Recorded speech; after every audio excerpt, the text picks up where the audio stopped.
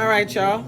So today's topic, so for those who don't know, I am Denise Camille, the relationship and self coach, the urban love therapist, coming to the barbershops, discussing relationships about self, about that mind. You got to feed that mind, right? So today's topic is about fear. What's a fear? Or how do you define? We got a definition first. What's a fear? How do you define fear? False evidence. Thank you, Mr. Sage. The unknown. The unknown. Would a fear be equatable to a fantasy? Reality as well. Okay. So the unknown of reality and or fantasy. Okay. So would you say that a fear can allow you to grow in life? All fears are learning experience. If you get over that fear, it's a learning experience. Okay. All fears. So we need fears in life. We don't need fears in life, but fears are a part of life. Okay. So when we come into life, it's built in the life cycle. I don't say it's built in the life cycle. I say it evolves with you in life. It comes. Okay. It comes. Right. Through every phase, Right. there's some When sort of a you're born, fear. You have no fear. Right. But as you go along, go to school, you get bullies. As you go along, you get diseases. As you go along, you get the fear of economics and all Okay. that evolution in your life. So do you think, as a human, do you think animals have fears? Yes. Okay. Would you say they don't utilize their instincts to apply fear, or they use their fear to create instincts? Well, I'm not a zoologist. Well, let me bring it back to the human then. Would you say that, huh? The unknown, like I said, the unknown. But do they not just get territorial when they don't know? Everybody, of course. They bring them dogs in to get cut. They don't know the hell happened. Going in that cage. When you talk about being territorial, we all, as human beings, establish a level Of territory. Okay. So let's leave out the animals. Let's go back to the humans. That fear is built in every stage or phase of our lives, right? And we experience our lives through growth. Because I always say growth is what you don't want, or knowing what you don't want. So after those experiences, do we at some point release fears once we've grown past the experience? What does it become? I don't think it's a release, it's a remembrance. Okay. You get me? Yeah. Because once you overcome that fear, you're not going to forget. Because once you learned the it, same level of fear, you have some level of education about the fear that you encounter. Okay. So you're learning from your fears experience. Okay. Would you say that going through as, let's say, an adult, would you say that the fears have grown those around you who've seen you grow from your experience? Okay. Because everybody don't know your fear. What about the ones that are the closest to you? They've known you experience certain things, right? Do you feel that because they're biased, they don't have the same fears, or their fears are learned from you learning from your fears? They learn from your fears, and they use their education if they encounter their own fears. They may not be the same fears. Okay. But your fear is an emotion. Right. So once you face that emotion, then you have some experience. You can adapt your experience to try your best to manage that fear that you encounter. Okay. So here's an example, right? Let's say you had a situation with, you went to the dog. In your childhood, you went and had a situation with a dog, and it traumatized you, and you had to face the fear and face the dog, and that was it. Fast forward now, your grandchildren want to get a dog, yet you still remember what you went through that experience. Children don't have fear to animals, right? Would you hold back on purchasing, or I don't know if people love dogs, get a dog and allow you to kind of subside your fear just for the sake of the grandchildren, because they don't know what that fear occurred? I would educate my grandchildren about my encounter. Okay. And then I would learn more about, because there are different types of dogs. Right. A poodle It's different from, right. So you put one dog in there, and then I would caution you to say, hey, Listen, dog, I don't care how much long you train them, dogs Right. have been known to turn on their master. Right, a dog is a dog, right. So I guess it's a matter of educating your grandchildren on the different aspects and responsibilities of You only fear what you don't know. Yeah. It goes back to what you don't know. Okay. So let's say you know, because you said fear, you only know what you don't know. Let's say you know that you've had a fear of, Easy. let's say you had a fear of, let's say, taking standardized tests, right? You've been through a few of them, so it's not that you don't know, yet you still have an anxiety built up regarding that because you knew what you went through for those other experiences. Is that still considered a fear? Unknowingly, why do I have to, and like we said, Right. the fear of the unknown, why do I have to take this test? What's leading me up to take this test? Did I get into a sexual act that I'm fearful now that possibly I contract with something? Why am I taking this test? Oh, I was talking like I was talking like a test for like a title. Let's say you want to be a barber. Let's say you got to take a test for like a standardized test. Right. Would you get fearful of taking the test even though you know the work? I don't think it's fear. I think it's anxiety. Anxiety. Okay, that I sounds think kind of it's more separating. You're anxious because you want to do your best, Right. But then you have your subconscious doubts to say maybe I didn't study the way I should have studied. Right. So I don't think it. I think it's anxiety. I don't think it's fear. So, do you let fear conquer the anxiety, or do you tell anxiety, "Hey, this is nothing but a simple concept that's not real, a fear"? That depends on the individual. Okay. Because if I'm strong-willed, I know, hey, I'm not even going to let fear Even involve itself in your Right. mind. But Okay. if you're a self-doubting person, Right. you're going to have that level of fear. You're going to have that level of anxiety. You're going to have that level of doubt. So no, I wouldn't. Me as a person, Right. if I'm going to take a test, because I know what I do in order to prepare for this test. Right. So of course we know proper preparation prevents poor performance, right? So let's say you said, huh? Let's say you know, like you said, you're a strong will. You know how you're gonna handle something before it gets handled. Yet let's say your wingman or your partner in crime or your best friend or whatever is the opposite. Do you do the same thing you do with your grandchildren? Do you educate him first? Okay. I mean, I wouldn't be a friend if I didn't help my home. Right, but let's say he doesn't have, let's say through that, no, you realize that he's not a genuine friend because he resents you because you're a better man because you would handle things differently. So let's say you educate him, but he's not listening. Would you still feel like, let me find a different way to assist you?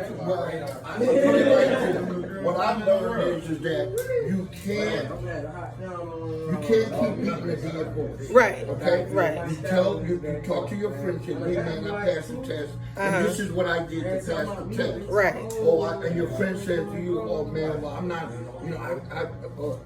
my level of education. It's not right. And my thing is, well, let's sit this down and let's sit down and let's work this out. Right. Make you a good rapper. Let's rap it. Let's find a way for you to learn let's it. Find a way that you can adapt to learn it. Okay. Which is good. That's a good thing. Right. So, and it's, I'm a social worker. okay. We can tell. Why, what would y'all do? Y'all wouldn't do the same thing he would do? I'm just listening to what he's saying. Like, it makes sense. So he got to be somebody that knows what he's talking A different about. avenue of He gives sound perspective. advice, right? Okay. So you're not only just a social worker, you're a personal working with the social society. Listen, I am pro-black. I'm not anti-anybody, but I'm Okay. just pro-black. Okay, you're pro-community. We're pro-community. Okay, I respect that.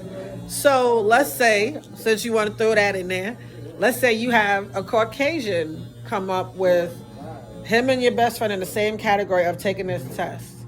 The Caucasian can pick up quicker what you're saying to him than your friend, right? Your friend has now built another resentment because of his fear of him not being okay enough. Would you now encourage the Caucasian to teach your friend, because maybe if he hears it from you, he has a filter up? Would you say that the fear of the friendship has now been demoted? Never. I don't think it's been demoted. I think it's questioned. Okay. I say it's questioned because you brought, not only did you bring a whole other person, but you or the whole other race, you brought a whole other friend of thought into the equation. But the skill set is the same. Well, as far as the going to school, because you guys they're both taking the test. Right. That's what I meant. But the knowledge of the subject of the test is different from both of them. Because Okay. like you said, he's doing well. The Caucasian is doing well on the test. But then you have my buddy who's African American, who's black. I'm black. Who's black has obstacles and barriers for him being at the same level. Right. And so as a black man, and I put it, it's my responsibility to say, hey, well, you know, we got to spend some time together To learn. Okay. I mean, especially if he's my friend. If I call him my friend, I'm like, yo, bro, we going for the same level. Right. Let's come over. And then you get that self-competition. That inner self-competition. Right. I might be teaching him too much. I get a job and I don't. But then you got to say, hey, you know, it's your responsibility. And I'm going to put it on the eye. It's my responsibility as a black man to teach another black man, no matter how they take positively. I would say, yeah. And I guess I say that because I know, like, when I used to work with children 5 and under, I call myself a village parent. And even with my oldest, when he was young, he's now about to be 20, each one reach one. So that's my concept. So, each one reach one who wants to be reached. Right. Oh, I know that. I can bring a horse to the water and you can't make him drink. I didn't see that enough times. Yeah. Would you say that fear comes with a part of an ego? It plays a part. In the it's ego. Not a part of fear. When you have an ego, you know what I'm saying? It's a part of it is because when you have an ego, you challenge things. You're going to things. Right. And once you cross that line, and again, I get fear is a big word. I think it's more anxiety. Okay. You get more anxious because your ego takes you to places sometimes that you wasn't even supposed to be. Okay. So sometimes, let's say you get into the places you're not supposed to be, on a positive note, right? You get into those uncomfortable conferences or rooms that you don't even know that you probably have to be there for something else. So would you say the fear gets pushed to the side while the ego takes front and center when you got to get to uncomfortable places? Well, that's on you because if you know a place is uncomfortable, why you going? Well, uncomfortable meaning, because another quote is, comfortability breeds complacency, which breeds death. So to get to a place of growth, you kind of have to get into uncomfortable places.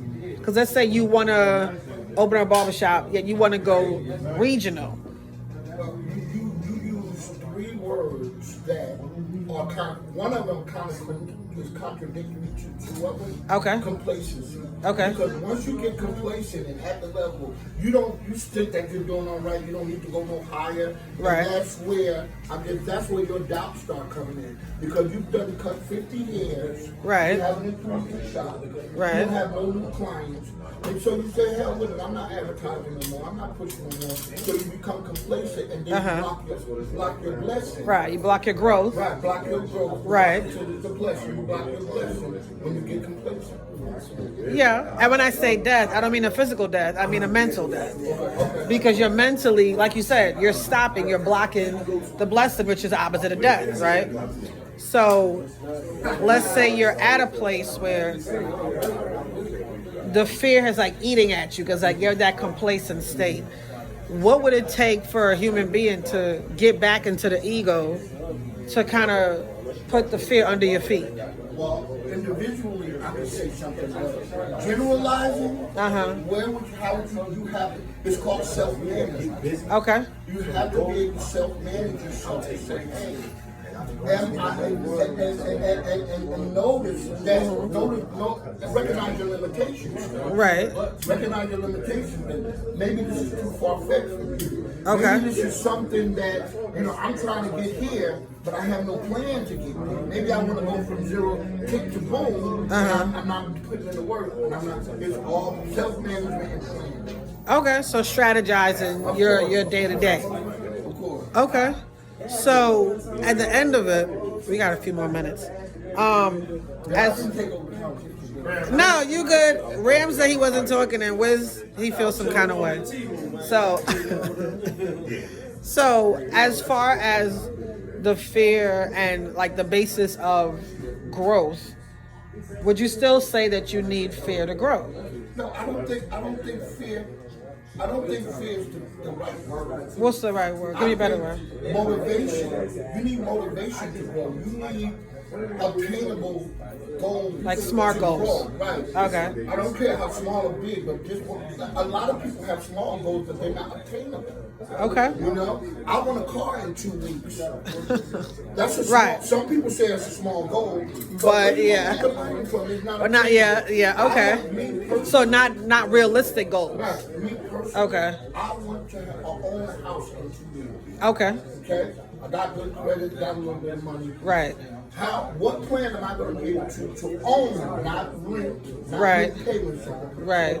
a house in 2 years? Okay. I'm 58 years old. I got to start looking at my financial package. Okay. And then get No, you're not in there. You're not in.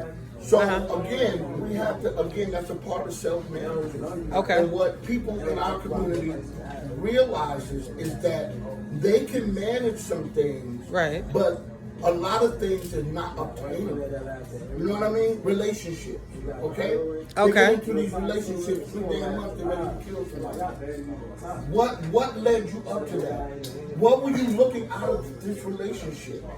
Now, you know, you got a girl from the club, you know you're not going to be able to keep her in the house because you got her from the club. What steps do you put in place in order to get you a relationship that's going to be loving and long standing? Okay. So two things you mentioned, which was like the house and the relationships. For me, the way my mindset works, and I've seen it work with other people, when you wanted to get a house, they would go to the listing that the banks have where there's a mortgage-free a plan, right? So even let's go to the relationship side. You say in 3 months it goes caboodle. Most times, no one is willing to invest in themselves first to even have a plan, right? So, but yet they're so busy wanting the quick fix of somebody valuing their voice, and they have a void in their own voice. So, right. So for me, when I do counseling, it's more of let's get to the root issue. And most times I'll tell the guys in here, don't date anybody if you can't date yourself. So that's a fear that most people aren't willing to address, which is. Do you think it's fear, or do you think it's a misunderstanding? Of what? Because let's take, for instance, you just talked about the house. Uh-huh. I didn't know I went to a listing to get a house that was closed. Right. I wouldn't be able to obtain my goal in 2 years. Right. In a relationship, I'm gonna put it on me as a man. We tend to go for women who that we think are gonna be to walk side by side. You know? Okay. But then you can't. The thing is, nowadays you can't be with, and I'm shifting, but I'm gonna bring it back. You can't be with a woman for 1 or 2 years. You know? That relationship has to be, that whole, and I call it the interview process, has to be longer, because you go with a woman a year, you find out she got 2 grown kids in Arizona and divorced and this, that, and the third. But when we first got together, oh, I'm not with nobody. I ain't got this, I don't got that. And so once after you find out, you want to be mad with yourself because you didn't take the time to invest in it. Right. So I think both topics, house and relationships, the one word I heard was communication. You have to ask questions. And I always say the dumbest question is the one you don't ask, right? So even with banking and the way I was growing up, I was raised up north. You had to ask questions. Okay, I was raised in New York. So you had to ask questions. How to get on a train, how you do it, right? When it comes... We're not talking... Okay. So he just said he was from I know. I didn't make sure. I didn't think he was there. Okay. But no. Let me just say this. Okay. I think this fear stems from when you talk about our community. Okay. Is of course communication. Right. Because we are so gung ho or we men are so we don't want to tell anybody about the weak things that happen. You know? You mean the life things that happen? The life things that we feel that were weak, that made us weak men. Okay. And yet, it's happening now. It's happening more and more every day. And I think, and I can't say what it should have, could have. I think if we as black men were more proactive in our community during the 80s, we would not. We would be probably somewhere near, but we wouldn't be at this point where we're having disease go rampant, and we're having sexualities challenged, Right. or we're having finances. Financial institutions are still making their decisions on Right. 1980 protocol. Okay. And I'm gonna put it on me. I'm gonna put it on black educated men. If we were more proactive in our communities, Right. then we wouldn't be in the place now. But I can't judge that man to say why you didn't do it. Right. But I think, and I agree with you wholeheartedly. It's not too late. It's not. And I guess that's why I come here every week, because I preach relationship itself. Because I remind the fellas, y'all are still royalty. Y'all are still what we need at the front line. Y'all are still the leaders. Yes, the complementarian. The guy who just cut my hair, I was talking to him about it. I'm a social worker. I quit one job. I'm starting a new job Monday. Okay, congratulations. And I was telling him, me coming to Atlanta for so many years, it was the most peaceful thing in the world. But now I'm on the inside looking out. It's a whole different story. It's Sodom and Gomorrah. It's a whole different story to see the homeless the way it is. Right. Okay. Right. Do you know anything about the point in time count? The point in time count is the annual count where every city has to count their homeless. Ah. The city Okay. of Atlanta counted 346 people Wow. as their homeless, and we know that's not true.